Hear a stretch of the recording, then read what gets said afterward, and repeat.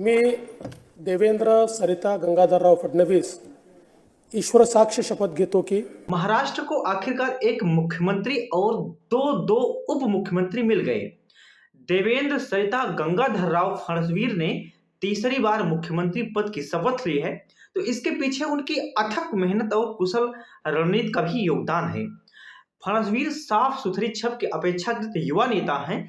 10 साल पहले जब वह महाराष्ट्र के मुख्यमंत्री बने थे, तब उनकी उम्र जो है महज 44 साल की थी। जब उन्हें बहुमत के अभाव में मुख्यमंत्री पद छोड़ना पड़ा था, तब उन्होंने विरोधियों से कहा था, मेरा पानी उतरता देख मेरे किनारे पर घर ना बसा लेना, मैं समुंदर हूं, लौट कर वापस आऊंगा। लौट आने के अपने वादे को फडणवीस ने निभाकर राजनीति में अपने कद को ऊंचा उठा लिया है।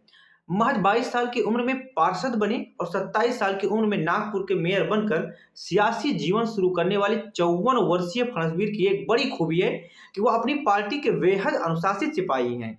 पार्टी ने जब उनसे कहा कि मुख्यमंत्री एकनाथ शिंदे बनेंगे और आप उप मुख्यमंत्री बन जाइए, तो वह मान गए थे। इसी समझदारी ने उन्हें सियासत में मजबूती से ला खड़ा किया है। पार्टी और गठबंधन के हित में फडणवीस ने उप मुख्यमंत्री पद स्वीकार करना अपेक्षाकृत आसान फैसला था, पर उप मुख्यमंत्री पद पर स्वीकार करने का फैसला लेने में एकनाथ शिंदे ने 10 दिन से ज्यादा समय लगा दिया। गुरुवार को भी उन्होंने स्पष्ट नहीं किया कि उप मुख्यमंत्री पद के लिए वो मान गए हैं।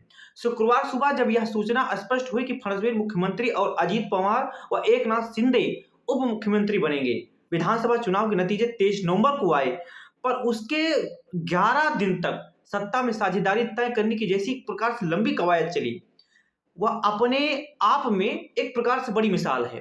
कई बार ऐसा लगा कि महाराष्ट्र की सियासत में तोड़फोड़ की स्थिति बन जाएगी, पर सत्ता में वापसी करने के लिए गठबंधन ने अंततः जो है एकजुटता रहते हुए विवाद को लगभग सुलझा लिया। जहां तक विपक्षी गठबंधन की बात है, तो उसका संख्या बल इतना घट गया है कि सिवाय देखने के कुछ और रह ही नहीं पाया। बहरहाल असली चुनौती तो मंत्रालय वितरण में पेश आएगी। शिंदे की शिवसेना को गृह मंत्रालय, शहरी विकास मंत्रालय भी चाहिए और विधानसभा अध्यक्ष का पद भी चाहिए, जबकि भाजपा इन महत्वपूर्ण पदों को अपने पास रखना चाहती है। शिंदे शायद यह चाहते थे कि पहले मंत्रालय तय हो जाए और उसके बाद ही सरकार में शामिल होने या शपथ ग्रहण का फैसला लिया जाए। कुछ भारी या बड़े मंत्रालयों के वितरण में सप्ताह भर अगर लग जाए तो आश्चर्य नहीं है।